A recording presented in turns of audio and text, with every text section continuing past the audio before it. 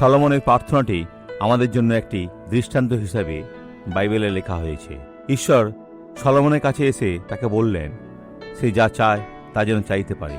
তারপর তিনি প্রার্থনা করে নিম্নলিখিত কথাগুলো বললেন।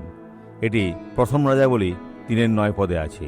অতএব তোমার প্রজাদের বিচার করতে ও ভালো মন্দের বিশেষ জানতে তোমার এই দাসকে বুঝিবার চিত্ত প্রদান করো, কারণ তোমার এমন বৃহৎ প্রজাবেন্দের বিচার করা কাহার সাধ্য।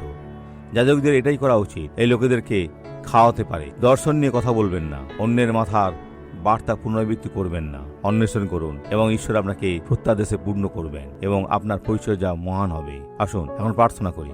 হে ঈশ্বর, হে স্বর্গের অধিপতি, স্বর্গ ও পৃথিবীর সৃষ্টিকর্তা, আমি তাদের সকলের জন্য প্রার্থনা করি যারা এখন আপনার কৃপা ভিক্ষা করছে। এই জলকে অভিষিক্ত করুন, এই ব্যক্তিকে আশীর্বাদ করুন। আমি বলি, হে শয়তান, এদের ছেড়ে যাও, দূর হয়ে যাও এবং আর কখনো ফিরে এসো না। এই এক আদেশ যিশুর নামে। ধন্যবাদ পিতা, এবং আপনার দিনটি শুভ হোক।